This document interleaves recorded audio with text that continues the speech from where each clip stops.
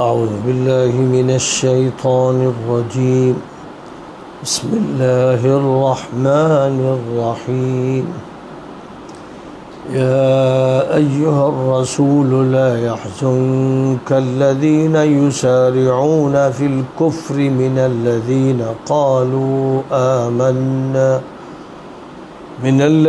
قالوا آمنا بأفواههم ولم تؤمن قلوبهم ومن الذين هادوا سماعون للكذب سماعون لقوم آخرين لم يأتوك يحرفون الكلم من بعد مواضعه يقولون إن أوتيتم هذا فخذوه وإن لم تؤتوه فاحذروا ومن يرد الله فتنته فلن تملك له من الله شيئا أولئك الذين لم يرد الله أن يطهر قلوبهم لهم في الدنيا خزي ولهم في الآخرة عذاب عظيم. سماعون للكذب أكالون للسحت فإن جاءوك فاحكم بينهم أو أعرض عنهم وإن تعرض عنهم فلن يضروك شيئا وإن حكمت فاحكم بينهم بالقسط إن الله يحب المقسطين. وكيف يحكمونك وعندهم التوراة فيها حكم الله ثم يتولون من بعد ذلك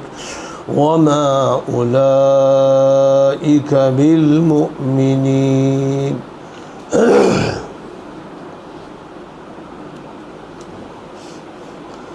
منافقوں اور یہودیوں کی دشمنانہ سازشیں، ان کا جھوٹ اور سود خوری. اے پیغمبر، ان لوگوں کی کفر کی خاطر دوڑ دھوپ سے آپ رنج میں نہ گھلیں. جو زبانی اپنے ایمان کے دعوے کرتے ہیں اور ان کے دل ایمان سے محروم ہیں، اور وہ جو یہودیت سے وابستہ ہیں، یہ سب جھوٹی باتوں پر خوب کان لگاتے ہیں اور دوسرے لوگوں کی سنتے ہیں جو ابھی آپ کے پاس حاضر بھی نہیں ہوئے. خود پروپیگنڈا کرتے ہیں اور دوسروں کی سنگن کر کے اور جھوٹی باتیں ان کی طرف منسوب کر کے افواہیں پھیلاتے ہیں. باتوں کو اپنی جگہ سے ہٹا کر تحریف کرتے ہیں، معنی میں رد و بدل کرتے ہیں اور الفاظ میں ہیر پھیر کرتے ہیں. لوگوں سے کہتے ہیں کہ اگر تمہیں یہ باتیں بتائی جائیں تو قبول کرنا، اور اگر یہ باتیں نہ ہوں تو احتیاط کرنا اور متنبہ رہنا. کمزور مسلمانوں میں انتشار اور ثقافتی ارتداد پیدا کرنے کے لیے ان کی یہ مہم چلتی ہے، جس کی خطرناک آزمائش کا اللہ ہی فیصلہ کرے تو تم اس کے لیے پھر کسی چیز کے مالک نہیں ہو. اس کی بربادی تو طے ہے. یہ وہ لوگ ہیں جن کو دلوں کی تطہیر اللہ نے نہیں چاہی. دنیا میں ان کے لیے رسوائی ہے اور آخرت میں ان کو سنگین سزا دی جائے گی. اور یہ کیسے آپ کو حاکم و قاضی مانیں گے حالانکہ ان کے پاس تورات ہے، اس میں احکام الہی ہیں، اور اس کے بعد یہ روگردانی کرتے ہیں اور یہ ایمان سے محروم ہیں. سورۃ المائدہ کی یہ آیات کریمہ آیت نمبر 41 اور آیت نمبر 42 اور آیت نمبر 43 تین آیتیں ہیں جن کی تلاوت کی گئی اور ان کا ترجمہ پیش کیا گیا.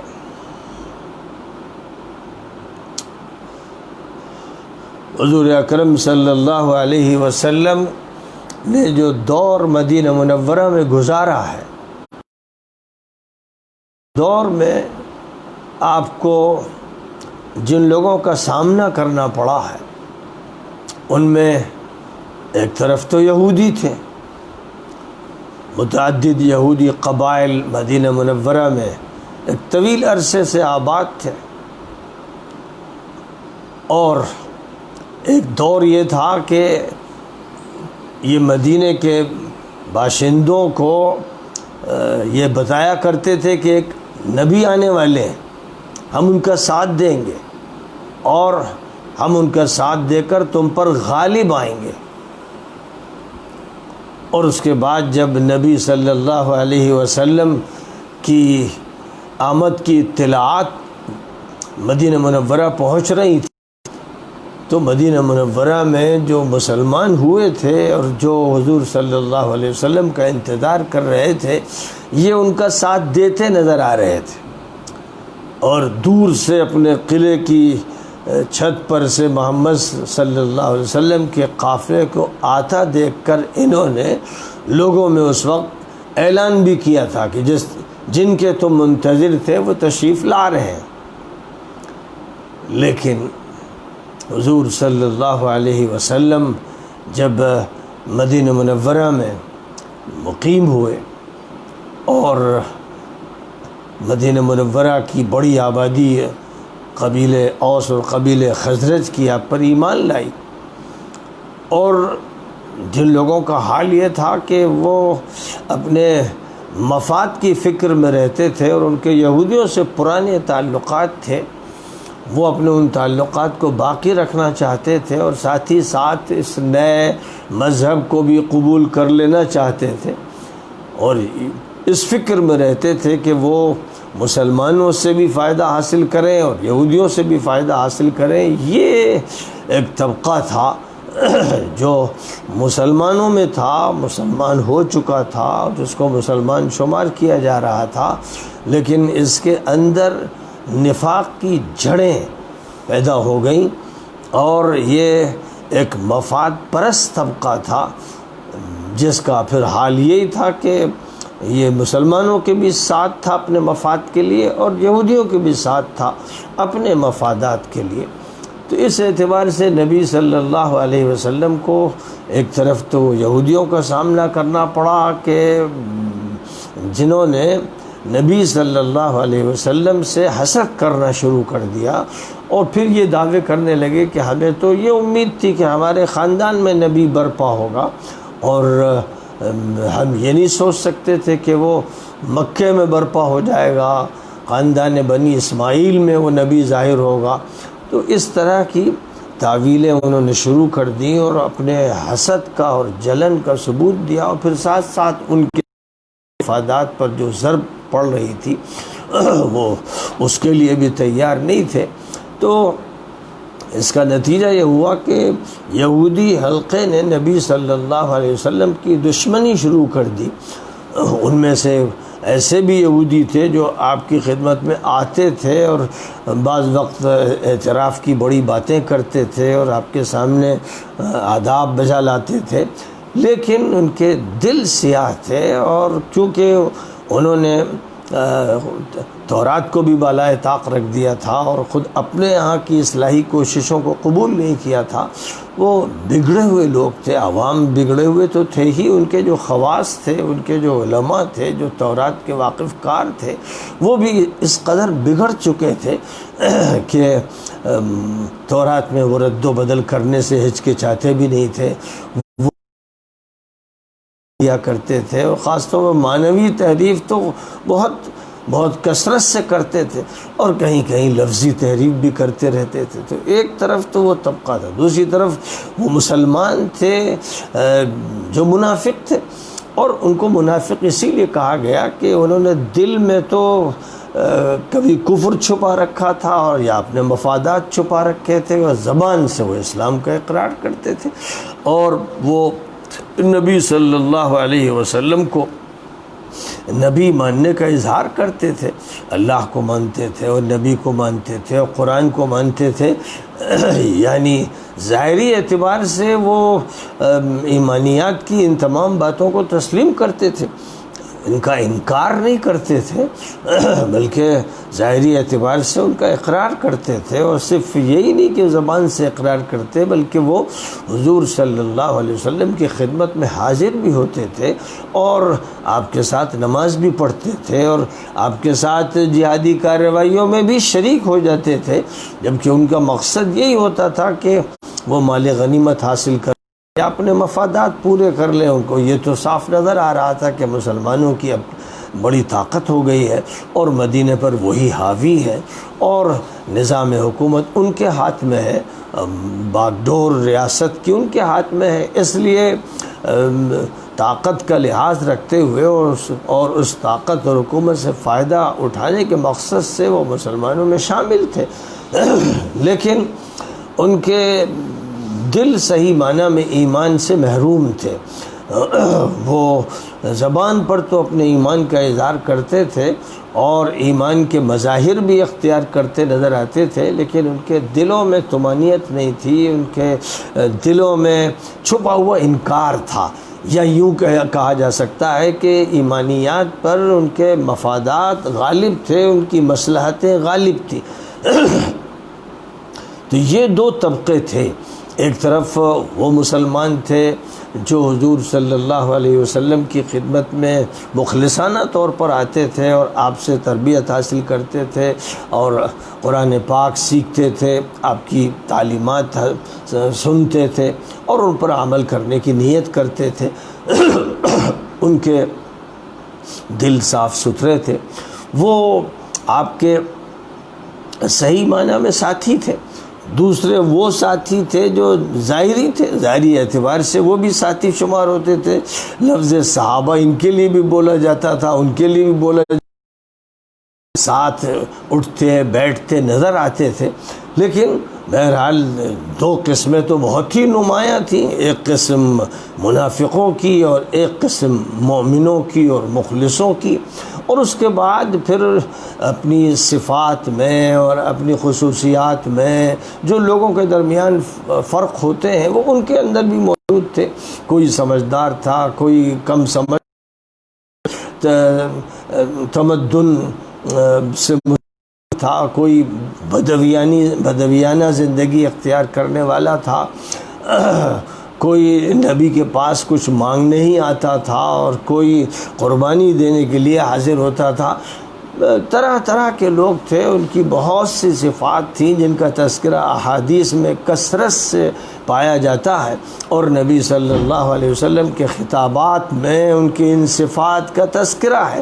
آپ نام لے لے کر تو لوگوں کے اوصاف نہیں بیان کرتے تھے، لیکن آپ کی احادیث میں لوگوں کے اوصاف، لوگوں کی خصوصیات، لوگوں کے الگ انداز و اطوار کا اس کثرت سے ذکر آتا تھا، اور وہ انہی لوگوں پر منطبق ہوتا تھا جو آپ کے سامنے تھے اور جو مسلمانوں میں شمار کیے جاتے تھے، کیونکہ جہاں تک تعلق ہے یہودیوں کا یا عیسائیوں کا، ان کے بارے میں قرآن کے الگ بیانات تھے، اور نبی صلی اللہ علیہ وسلم نے بھی ان کے بارے میں جو باتیں ارشاد فرمائیں وہ بالکل واضح تھیں اور سب کو معلوم تھی، لیکن مسلمانوں کے اندر جو مختلف طبقے تھے، مختلف حلقے تھے، مختلف افراد تھے، ان کو بھی آپ ان کے بارے میں بھی وضاحتیں فرماتے رہتے تھے۔ تو اس اعتبار سے لوگ پہچانتے تھے کہ کون ہیں جو صحیح معنی میں اپنے ہیں اور کون ہے جو پرائے ہیں، کون ہے جو وفادار ہیں، کون ہے جو بے وفا ہیں، کون ہے جو مفاد پرست ہیں اور کون ہے جو قربانی دینے کے لیے تیار ہے۔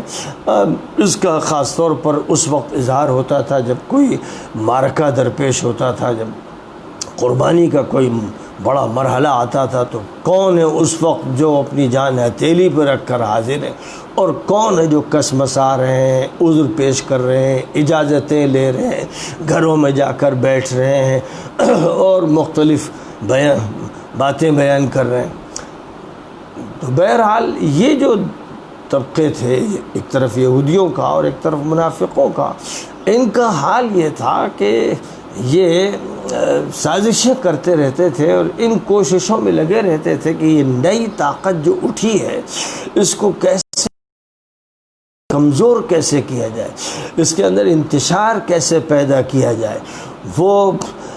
ایسی جد و جہد میں لگے رہتے تھے جو منکرانہ ہوتی تھی اور کافرانہ ہوتی تھی. کسی مسلمان اور کسی مومن کی وہ شان ہی نہیں تھی، اور جن کے بارے میں قرآن یوں کہتا ہے کہ وہ اپنے منہ سے کہتے تھے آمنا، ایمان کا وہ اظہار کرتے تھے،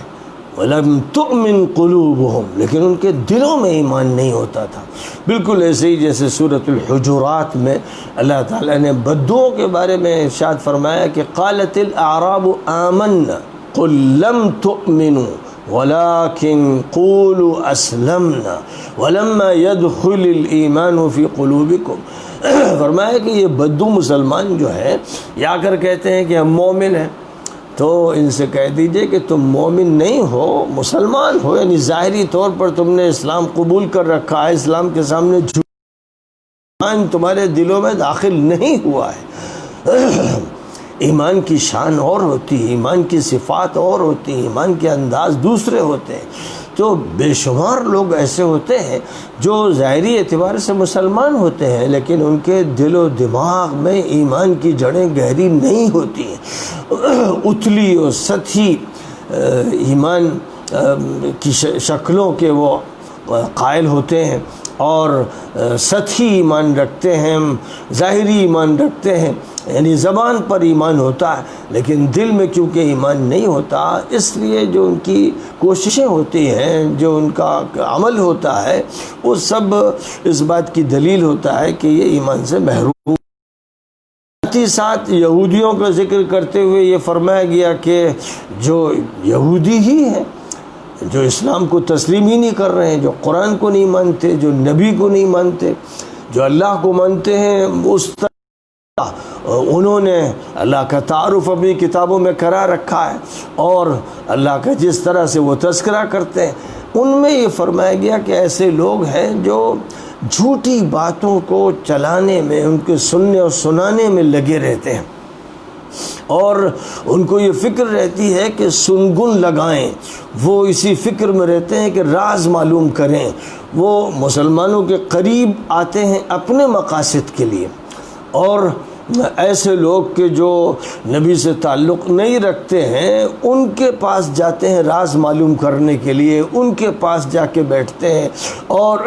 مسائل چھیڑ کر ان کے اندر سے باتیں نکلوانا چاہتے ہیں. پھر اسی کے ساتھ ساتھ ان کا حال یہ ہے کہ یہ تحریف کرتے ہیں، یہ اللہ کی کتاب میں تحریف کرتے ہیں اور جو باتیں معاشرے میں چل رہی ہیں ان میں رد و بدل کرتے ہیں اور اپنے لوگوں سے یہ کہتے ہیں کہ اگر تم لوگوں کے ساتھ فلاں بات ہو تو اسے قبول کرنا اور فلاں بات نہ ہو تو اسے قبول نہ کرنا. ہمیشہ اپنی مجلسوں میں یہ بھی کہتے تھے، جہاں وہ اپنے راز کی باتیں کرتے تھے کہ دیکھو یہ باتیں مسلمانوں کو نہ بتانا، کہیں ایسا نہ ہو کہ ان کو تمہارے راز معلوم ہو جائے. تمہاری کتاب میں جو کچھ ہے اور ہماری نجی مجلسوں میں جو گفتگویں ہوتی ہیں یہ ان تک نہیں پہنچنی چاہیے، اور ہم کو چاہیے کہ ہم اپنے راز چھپا کے رکھیں اور اپنی بات ان کے سامنے نہ ہونے دیں اور ان کی باتوں کی تہ تک پہنچنے کی کوشش کریں، ان کے رازوں کو معلوم کریں. مقصد اس کا یہ کہ ہم ان کے درمیان انتشار پیدا کریں، ان کی صفوں میں ہم جھگڑے منتقل کریں اور ان کے اندر بے اعتمادی پیدا کرے. تو یہ اس قسم کے سازشی لوگ تھے اور ہر دور میں ایسے سازشی لوگ رہتے ہیں. جو لوگ نیک ہوتے ہیں، صالح ہوتے ہیں، اچھے لوگ ہوتے ہیں، ان کے درمیان اس طرح کے جاسوس اور رازوں کو تلاش کرنے والے افراد گھسے رہتے ہیں، جن کا مقصد یہ ہوتا ہے کہ جو نیک لوگ ہیں اور صلحاء ہیں ان کے اندر انتشار پیدا کیا جائے اور ان کو ناکام کیا جائے. تو اللہ تعالیٰ کی طرف سے یہ بات فرمائی جا رہی ہے کہ اگر اللہ تعالیٰ ہی کسی کو فتنے میں ڈالنا طے کر لے اور اللہ کی طرف سے وہ ہدایت سے محروم کر دیا جائے تو پھر اس کی تطہیر نہیں ہو سکتی، اس کا تزکیہ نہیں ہو سکتا. کسی کے بس میں نہیں ہے کہ پھر اس کو نیک بنا دے. جس کی بدقسمتی طے ہو جاتی ہے اور جو بگڑتا چلا جاتا ہے اور جس کے اندر کی خباثتیں ابلتی چلی جاتی ہیں، تو ایسے لوگوں کے لیے تو سوائے رسوائی کی اور کچھ نہیں ہوتا۔ آخرت میں بھی ان کے لیے سخت ترین عذاب طے ہے۔ یہ جھوٹ کی فکر میں لگے رہتے ہیں، جھوٹی باتیں بناتے بھی ہیں اور جھوٹ سننے میں لگے رہتے ہیں، اور یہ سب کچھ اسی لیے ہے کہ یہ حرام خور ہیں، سود کھاتے ہیں، یہ حرام مال کھاتے ہیں، لوگوں کے مال کو لوٹنا چاہتے ہیں۔ تو یہ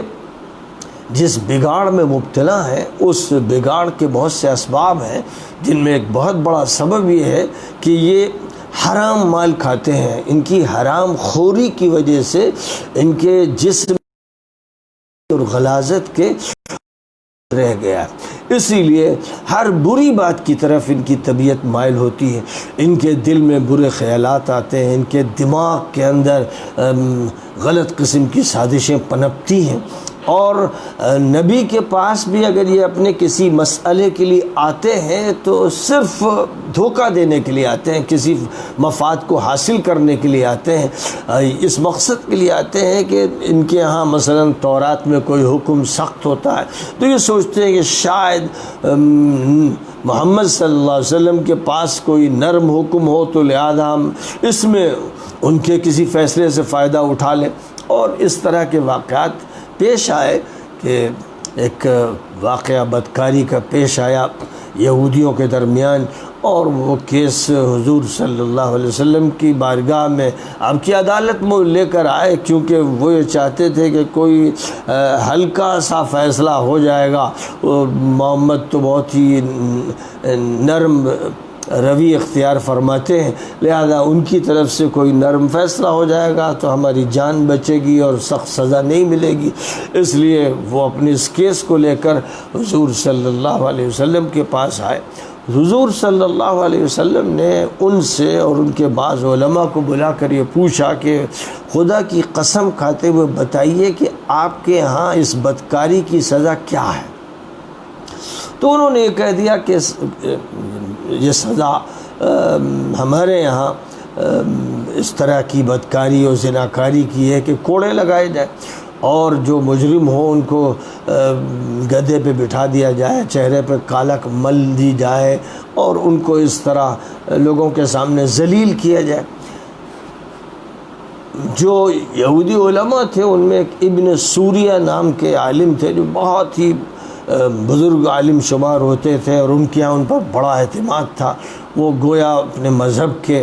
سب سے بڑے عالم اس وقت شمار ہوتے تھے۔ حضور صلی اللہ علیہ وسلم نے ان کو مخاطب کیا اور یہ کہا کہ ابن سوریہ، میں اللہ کی قسم دیتا ہوں، وہ اللہ جس نے فرعون سے نجات دی، اور وہ اللہ جس نے حضرت موسیٰ کو تورات عطا کی، آپ بتائیے کہ آپ کے ہاں کیا سزا ہے اس جرم کی؟ تو انہوں نے یہ محسوس کیا کہ جس طرح کی قسم حضور نے دی ہے، اگر میں نے اس کے باوجود جھوٹ بولا اور غلط بیانی کی تو اللہ کی طرف سے میری پکڑ ہو جائے گی۔ ان پر ایک خوف طاری ہوا اور انہوں نے کہا کہ آپ نے بہت بڑی قسم دی ہے، ورنہ میں صحیح بات نہ بتا پاتا، لیکن اب میں آپ سے صاف بات یہ بتاتا ہوں کہ ہمارے یہاں تورات میں اس کی سزا سنگساری ہی ہے۔ جس طرح آپ کے ہاں اس سزا کا اعلان کیا گیا ہے، ویسے ہمارے یہاں بھی اس کی سزا یہی مقرر کی گئی ہے۔ لیکن ہمارے ہاں بڑوں نے جب اس طرح کے جرائم کیے تو ان کو تو ٹال دیا گیا، اور معمولی و کمزور لوگوں نے جب اس طرح کے جرائم کیے تو ان کو سزا سنائی گئی اور سنسار کیا گیا۔ اس سے عوام میں ایک غصہ و ناراضگی پیدا ہوئی تو میں ترمیم کر دی گئی اور یہ کہہ دیا گیا کہ صرف کوڑے لگا دیے جائیں،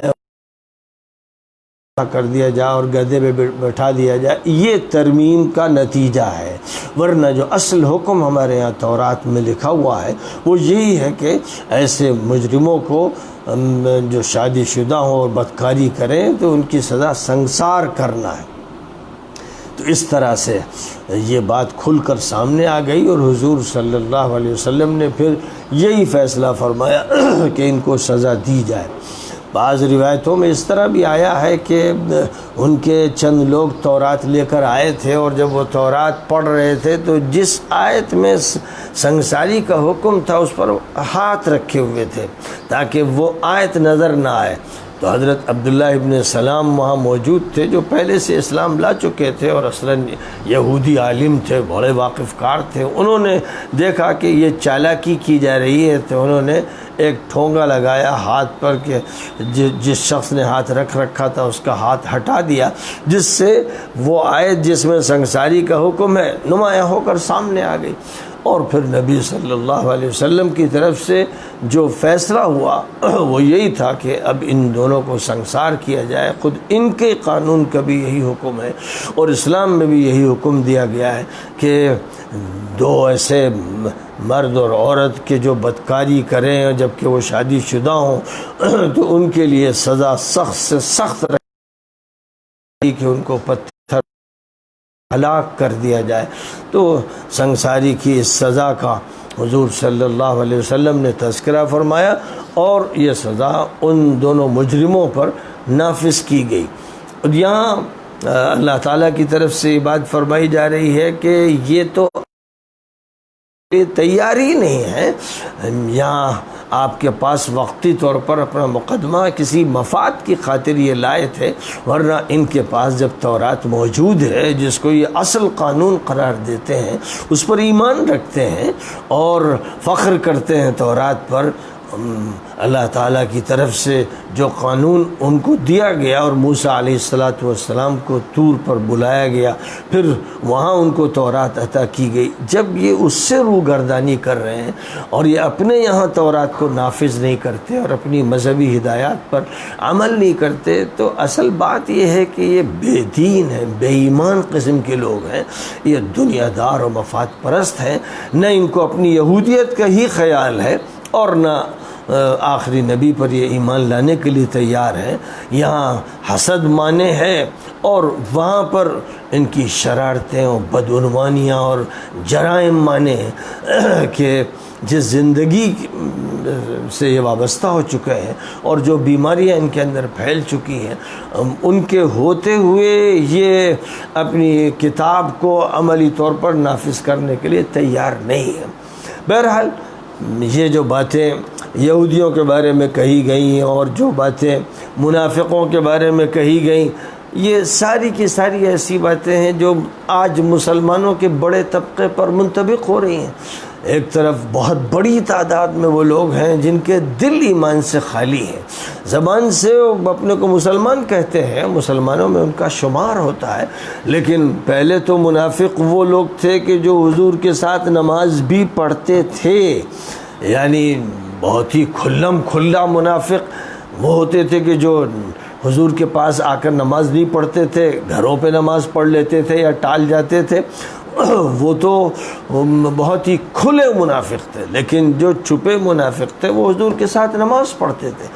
آج کی صورتحال یہ ہے کہ اب تو لفظ نفاق بھی ہلکا ہو گیا ہے، ایک بہت بڑی تعداد ایسی ہے جو نماز نہیں پڑھتی، جو مسلمانوں میں شمار ہوتی ہے، لیکن وہ دھڑلے سے نماز چھوڑتی ہے، پوری جرت کے ساتھ، پوری ڈھٹائی کے ساتھ، جبکہ نبی صلی اللہ علیہ وسلم کا یہ فرمانا ہے کہ جو انسان بھی ایک فرض نماز جان بوجھ کر چھوڑ دے وہ کافر ہو جاتا ہے، اس کے لیے صفت کفر استعمال کی گئی۔ تو اس اعتبار سے وہ نفاق سے بھی زیادہ خطرناک قسم کے جرم میں مبتلا ہے، اور مسلم آبادیاں جہاں بھی ہیں وہاں دیکھا جا سکتا ہے کہ ایک بہت بڑی تعداد ہے جو نمازوں میں شریک نہیں ہے، ایک تعداد ایسی ہے جو جمعہ بھی نہیں پڑھتی، ایک تعداد کم از کم جمعے کی نماز ادا کرتی ہے۔ ویسے ہی 5 وقتہ نمازیں فرض ہیں، اس لیے جس نے نماز چھوڑی گویا اس نے جمعہ چھوڑا، جس نے ظہر کی نماز چھوڑی اس نے جمعے کی چھوڑی۔ جمعے کی فرضیت میں اور فرض اور ظہر اور عصر اور مغرب اور عشاء کی فرضیت میں کوئی فرق نہیں، اور جب کوئی فرق نہیں بلکہ جمعے کی نماز اگر نہیں ہو سکتی ہے، مسافر کے لیے نہیں ہے، یا کوئی شخص بیمار ہے جو مسجد میں نہیں آ سکتا، تو وہ ظہر پڑھے گا، لہذا ظہر تو اصل ہے، اور جمعہ نماز ہے ظہر کی نماز میں کچھ تخفیف کر کے جمعے کی 2 رکعتوں کو فرض کیا گیا ہے، اور اس کے ساتھ ساتھ ہفتے واری خطاب کو لازم قرار دیا گیا ہے۔ تو جس امت کا یہ حال ہو کہ اس کو پورا اختیار ہو اور اس کے باوجود نمازیں چھوڑتی ہو، یہی امت جو چھوٹی چھوٹی باتوں پر اس وقت ہنگامہ کرتی ہے جب غیر مسلموں کی طرف سے کوئی بات ہو جاتی ہے، کوئی اعتراض ہو جاتا ہے، کہیں پر کسی مسئلے میں وہ رکاوٹ ڈال دیتے ہیں، یا حکومت کی طرف سے کوئی ترمیم ہوتی ہے یا کوئی فیصلہ لیا جاتا ہے، تو اس وقت لگتا ہے کہ ان کا ایمان جوش پر آ گیا ہے اور ایمان کا ایک طغیان ہے۔ لیکن پھر اس کے بعد نارمل حالات میں ان کو دیکھیے تو یہ دھڑلے سے نماز چھوڑتے ہیں، فرائض کو ترک کرتے ہیں، اپنے اختیار کا استعمال نہیں کرتے، اور یہ اپنے یہاں شادی بیاہ کرتے ہیں تو یہ شیطانوں کے بھائی بن جاتے ہیں، ننگے ہو جاتے ہیں، اور یہ ہر طرح کی بدمعاشی کرتے ہیں، اور اسراف اور فضول خرچی اور گانے بجانے اور بے حیائی کے تمام مظاہر میں صاف طور پر ایسا لگتا ہے کہ یہ مسلمان ہے ہی نہیں، یہ دھڑلے سے کافر ہے۔ اسی طرح زکوٰۃ کا جہاں تک تعلق ہے، ایک بڑی تعداد زکوٰۃ نہیں ادا کرتی ہے۔ کتنے لوگ ہیں جن پر حج فرض ہوتا ہے کرتے ہیں، اور کتنے لوگ ہیں جو کرتے ہیں لیکن حج کے نتیجے میں ان کے اندر تبدیلی نہیں ہوتی۔ ایک بڑی تعداد ایسی ہے جو حج کے بعد بھی اپنی زندگی ویسے ہی باقی رکھتی ہے، پھر وہی برائیاں اس کے اندر رہتی ہیں۔ تو اس اعتبار سے اگر غور کیا جائے تو امت مسلمہ کا بہت بڑا طبقہ منافقوں سے بھی بدتر ہے، اور اس کے جو اعمال ہیں وہ بالکل کافرانہ اعمال۔ نماز کا ترک کر دینا ایک کافرانہ عمل ہے، دینی تعلیم سے بچوں کو محروم رکھنا، اپنے کو محروم رکھنا ایک کافرانہ عمل ہے، بدترین نفاق ہے۔ اور اسی طرح حضور صلی اللہ علیہ وسلم نے جو ہدایات بھی دی ہیں انفرادی زندگی کے لیے، معاشرتی زندگی کے لیے، لین دین کے مسائل میں، ان سب سے بالکل بیگانہ بن کے رہتے ہیں۔ ان کا کاروبار کافرانہ، ان کی تجارت کافرانہ، یہ سود میں ملوث، جوئے میں ملوث، حرام مال میں ملوث، اور حرام کماتے اور حرام کھاتے ہیں۔ یہ سارا کام ظاہر ہے کہ مسلمان کر رہے ہیں، جو غیر مسلم کر رہے ہیں وہ تو ایمان ہی نہیں رکھتے تو وہ کر رہے ہیں تو تعجب نہیں، لیکن جو اپنے ایمان کا اظہار کرتے ہیں، ایمان کا اقرار کرتے ہیں، اور اس کے بعد وہ کافرانہ حرکتیں کرتے رہتے ہیں۔ اور جو یہودیوں کے بارے میں باتیں ارشاد فرمائی گئیں کہ وہ جھوٹ سنتے ہیں، آج تو کتنی بڑی تعداد میں وہ مسلمان ہیں، اور مسلمانوں میں وہ بھی جو بڑے شمار ہوتے ہیں وہ دھڑلے سے جھوٹ بولتے ہیں، جھوٹی باتیں عام کرتے ہیں، جھوٹ پھیلاتے ہیں، جھوٹ کی سنگن کرتے ہیں، اور ان کے جو روابط اور تعلقات ہیں وہ ان کے چھوٹے چھوٹے مفادات پر مبنی ہیں، وہ اپنے ان مفادات کے لیے تگ و دو کرتے نظر آتے ہیں، اور اسی کے ساتھ ساتھ دین کی صحیح ترجمہ نہیں کرتے۔ وہ اگر تحریف کرتے تھے اپنی کتاب کے الفاظ میں اور ان کے معنی میں، تو یہ وہ لوگ ہیں کہ جو معنی میں بھی تحریف کرتے ہیں اور عمل سے تو اپنی تحریف کا ثبوت دیتے ہیں کہ دین کو موڑتے ہیں، توڑتے ہیں، اور رد و بدل میں دین کو مبتلا کرتے ہیں۔ دین کی جو تصویر پیش کرتے ہیں وہ نفرت انگیز تصویر ہوتی ہے، جس تصویر کو دیکھنے کا یہ نتیجہ ہے کہ غیر اس لیے کرتا ہے کہ جو تصویر اسلام کی پیش کی جاتی ہے جہالت کی اور لڑائیوں کی اور دنگے کی اور پسماندگی کی اور ذلت کی اور بے شمار برائیوں کی جو تصویر پیش کی جاتی ہے، وہ تصویر ایسی ہے کہ جس سے نفرت ہی پیدا ہوگی۔ اس لیے مسلمان ہیں جو لوگوں کو دین سے محروم کر رہے ہیں، مسلمان ہیں جو ماتھے پر کلنک کا ٹیکا بنے ہوئے ہیں، مسلمان ہیں جو لوگوں کو اسلام سے قریب نہیں آنے دے رہے ہیں۔ تو جو بیماریاں یہودیوں کی بیان کی جا رہی ہیں کہ وہ جھوٹ سنتے ہیں اور حرام کھاتے ہیں، ذرا غور فرمائیے کتنے لوگ ہیں جو تجارت کر رہے ہیں، کاروبار کر رہے ہیں، ملوث ہیں، اور کتنے ہیں جو حرام کمائی حاصل کر رہے ہیں، کتنے ہیں جو کاروبار میں جھوٹ بول رہے ہیں، دھوکہ دے رہے ہیں، فریب کر رہے ہیں، لوگوں کو مغالطے میں ڈال رہے ہیں۔ تو اب ایسے لوگوں کا یہ حال ہے کہ وہ دین سے وابستہ نہیں ہے، یہاں تک کہ ان کے درمیان کوئی مسئلہ پیش آتا ہے تو وہ شرعی عدالت میں جانے کے لیے تیار نہیں ہوتے بھی نہیں، اس کو تسلیم بھی نہیں کرتے۔ مسائل لوگوں میں پیش آتے ہیں، لوگوں کے درمیان پیش آتے ہیں، آپ جا کے دیکھیے کہ ان کی بھیڑ کہاں ہے، وہ کچہریوں میں ہیں، وہ عدالتوں میں ہیں، وہ کافرانہ عدالتوں میں جا کر اپنے مسئلے حل کروانا چاہتے ہیں، اس کے لیے وہ جھوٹے وکیل طے کرتے ہیں، اس کے لیے وہ رشوتوں کو لے کر چلتے ہیں۔ تو وہ ساری بیماریاں جو یہودیوں کی بیان کی جاتی ہیں قرآن پاک میں، وہ سب کی سب مسلمانوں میں ہیں، اور بہت بڑی تعداد میں ہیں، اور بڑی شدت کے ساتھ ہیں۔ اس لیے آج جب اس سے کہا جائے کہ آؤ نبی کی عدالت میں آ جاؤ، یعنی نبی کی عدالت کا مطلب قرآن اور حدیث کی روشنی میں آؤ، فیصلہ کرو اور کسی کو اپنا حکم بناؤ، یا اگر کوئی دارالقضاء اور اسلامی عدالت اور عدالت شریعہ ہے تو وہاں فیصلہ حاصل کرو، تو دیکھ لیجئے، تقابل کر کے دیکھ لیجئے کہ جہاں پر بھی ایسے ادارے قائم ہیں وہاں 1% مسلمان نہیں جا رہے ہیں، وہاں سے واقف ہی نہیں، اکثریت تو واقف نہیں ہو، جو واقف ہیں ان کے بھی 1% افراد وہاں نہیں جا رہے ہیں، وہ جا رہے ہیں بہرحال وہیں کہ جہاں کو تسلیم کرنا ان کے لیے درست نہیں تھا، اور جہاں کے لیے ان پر ایمانی اعتبار سے انکار لازم کیا گیا تھا وہ وہیں جاتے ہیں۔ تو اس لیے یہودیوں میں تو ایسے بھی تھے جو نبی کے پاس اپنے کسی مقصد کے لیے آتے تھے، کوئی اپنا مقدمہ لے کر کہ شاید ہلکا فیصلہ مل جائے گا۔ یہاں تو یہ مسلمان اتنے محروم ہیں، اتنے بدقسمت ہیں، اتنے گمراہ ہیں، اتنے ذلیل ہیں کہ یہ شرعی فیصلے کے لیے قدم بڑھانے کو تیار نہیں۔ ان کو غیر شرعی فیصلہ چاہیے، غیر شرعی تعلیم چاہیے، غیر شرعی تجارت چاہیے، غیر شرعی بینک چاہیے، کمپنیاں چاہیے، غیر شرعی نظام چاہیے۔ یہ اسی پر راضی ہیں، اسی میں زندگی گزارتے ہیں، اسی پر مرتے ہیں، اور یہ سمجھتے ہیں کہ بس ان کی موت کے وقت کوئی آ کر سورہ یاسین پڑھ دے گا اور کوئی گھنٹہ تعویذ دے دے گا تو ان کی بیماری دور ہو جائے گی اور ان کی موت ٹل جائے گی، یا یہ بخش دیے جائیں گے۔ یہ سب کے دھوکے باز قسم کے واعظوں نے سمجھا رکھا ہے، انہوں نے ان کے سامنے دین کی تصویر کو ایک کھلونا بنا دیا ہے، انہوں نے ان کو تماشوں میں مبتلا کیا ہے اور دین کو کھلواڑ بنانے کی جرت ان میں پیدا کی۔ یہ سب وہی صورتحال ہے جو ابتدائی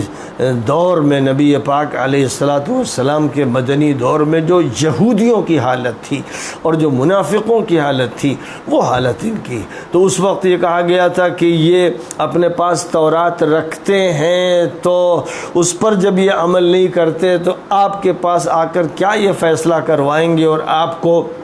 اپنا جج کیسے مانیں گے؟ یہ ان سے کہا جا رہا تھا، اور آج مسلمانوں کے بارے میں یہی کہا جائے گا کہ ان کے پاس قرآن ہے لیکن انہیں قرآن پڑھنے کی فرصت نہیں ہے، یہ قرآن کا ترجمہ نہیں جانتے، یا قرآن کی تفسیر سے واقف نہیں، ان کو قرآن سننے کی مہلت نہیں ہے، یہ اخبار چاٹتے ہیں اور آج کل کی یہ میڈیا کی عریانیت میں زندگی گزارتے ہیں، یہ گانے سنتے ہیں، یہ فلمیں دیکھتے ہیں، یہ سینما گھر میں جاتے ہیں، اور اب تو ان کے سینما گھر خود ان کے گھر کے اندر موجود ہیں، اپنے گھر کے ٹی وی کے اسکرین پر یہ ہر طرح کی فحاشی اور عریانی کی مناظر دیکھتے ہیں۔ یہ شیطان ہیں، یہ شیطانوں کے چیلے چپاٹے ہیں، یہ بگڑے ہوئے لوگ ہیں، یہ اس دور کے یہودی ہیں، یہ اس دور کے بدترین منافق ہیں، اور ان کے اسلاف وہ ہیں جو نبی کے دور کے منافق تھے اور اس دور کے یہودی تھے، وہی ان کے اسلاف ہیں۔ یہ جب دوسروں کو اپنے اسلاف کہتے ہیں، دینداروں کو کہتے ہیں، تو یہ جھوٹ بولتے ہیں، کیونکہ ان کے نقش قدم پر یہ چلنے کے لیے تیار نہیں ہے، یہ اپنی زندگی کو شریعت کے مطابق ڈھالنے کے لیے تیار نہیں، تو ظاہر ہے کہ یہ جھوٹے ہیں اور جھوٹ سنتے ہیں، جھوٹ کو رواج دیتے ہیں، جھوٹ کو چلاتے ہیں۔ ان کا یہی کام کام ہے، یہی مشن ہے، اور اسی سے یہ پہچانے جا سکتے ہیں کہ ان کی اصل جڑیں کہاں سے ہیں، اور ان کے رجحانات پر کون سی چیز غالب ہے، کیوں ان کے اندر یہ کیفیت مسخ ہو جانے کی پیدا ہوئی ہے، اس کے اسباب کیا ہیں۔ تو ان اسباب کو جب سمجھنے کی کوشش کی جائے گی تو ہمارے سامنے جس طرح یہودیوں کی تاریخ آئے گی اور منافقوں کی تاریخ آئے گی، ویسے ہی یہ ہمارے سامنے کی صورتحال ہوگی، جس میں اپنے دور کے منافقوں کو اور اپنے دور یہودیوں کو اپنے ہی ماحول میں دیکھ لینا آسان ہو جائے گا، ان کی پہچان میں کوئی دشواری نہیں ہوگی۔ وہ بھی جس طرح غلط کاروں کا ساتھ دیتے تھے اور بگاڑ پیدا کرتے تھے، ویسی صورتحال آج مسلمانوں کے اندر ہو گئی ہے کہ وہ فاجروں اور فاسقوں اور ظالموں اور مجرموں کے ساتھ تو کھڑے ہو جاتے ہیں، لیکن عدل و انصاف کے تقاضوں کو پورا کرنے کے لیے تیار نہیں ہوتے، اور اللہ کی شریعت کو اپنے چھوٹے سے ماحول پر نافذ نہیں کرتے، اپنے گھر پر اللہ کی شریعت کے نفاذ کے لیے تیار نہیں، تو یہ اپنے محلے پر کیا نفاذ کریں گے، اور یہ اپنے علاقے پر شریعت کا نفاذ کیا کریں گے، اور اپنے ملک پر کیا کریں گے۔ ان کو تو وہی عزیز ہوتا ہے جو شیطان کا ترجمان ہو، اور جو اس قانون اور نظام کو چلائے جس سے ان کی خواہشات پوری ہوں، جس سے ان کو مواقع فراہم کیے جائیں، اور جس سے ان کے مفادات پورے ہوں، بس یہ انہی سے خوش ہیں، انہی کے ساتھ زندگی گزارنا چاہتے ہیں، اور نبی پاک علیہ الصلاۃ والسلام کی ہدایات قبول کرنے کے لیے ان کے دل تیار نہیں ہیں، ان کے دماغ تیار نہیں ہیں، جس کا ثبوت ان کی گھر کی زندگی دے رہی ہے، جس کا ثبوت ان کی مشغولیتیں دے رہی ہیں، جس کا ثبوت ان کی آرام طلبیاں دے رہی ہیں، اور بہت سی چیزیں ہیں، ایک دو نہیں، بے شمار دلائل ہیں۔ روزانہ کے اگر دلائل جمع کیے جائیں تو صرف ایک مہینے میں ایک کتاب جمع ہو جائے گی آج کے مسلمانوں کے نفاق کی، اور ان کی یہودیت کی، اور ان کی بدماشیوں کی، اور جن بدماشیوں جرائم کی وجہ سے دشمن ان پر مسلط کر دیے گئے ہیں، جو ان کو مارتے رہتے ہیں، تماچے مارتے ہیں، تھپڑ مارتے ہیں، جوتے مارتے ہیں، اور وہ ان کے ذریعے سے ذلیل ہوتے ہیں، لیکن جو سبب بنتے ہیں ان کو ذلیل کرنے کا، جو ان کے بدماش و ظالم حکمراں ہیں، ان کے خلاف بھی ان کی زبانیں نہیں کھل پاتی ہیں، اور ان کو ہٹانے کی بھی وہ جدوجہد نہیں کرتے، پاٹ کرتے ہیں، اور اپنے ان دشمنوں کا ساتھ دیتے ہیں جو ان کو ٹھوکروں میں مارتے ہیں اور ان کو ذلیل و رسوا کرتے ہیں۔ یہ مجموعی طور پر پوری دنیا میں مسلمانوں کی تصویر بن گئی ہے۔ ایک بہت چھوٹا سا طبقہ ہے جو حق پر قائم ہے، ورنہ ایک بڑی تعداد ہے جو یا تو منافق ہے، اور یا اس دور کے وہ یہودی ہیں اور بگڑے فاسق و فاجر لوگ ہیں۔ مزید ان چیزوں کی توضیحات آئندہ آیات میں آنے والی ہیں، جہاں ذکر یہودیوں کا ہو رہا ہے یا عیسائیوں کا ذکر ہو رہا ہے، تو وہاں در حقیقت اس دور کے یہودیوں اور عیسائیوں کا جو ذکر کیا جا رہا ہے وہ بعد کے دور میں مسلمانوں پر منطبق ہوتا چلا گیا۔ جو کچھ انہوں نے زوال کے شکار ہوئے تھے، وہی چیزیں مسلمانوں نے کی، جن کے نتیجے میں وہ زوال کے شکار ہوتے چلے گئے، اور ان کی عزت اور رفعت ختم ہوتی گئی، اٹھتی گئی، اور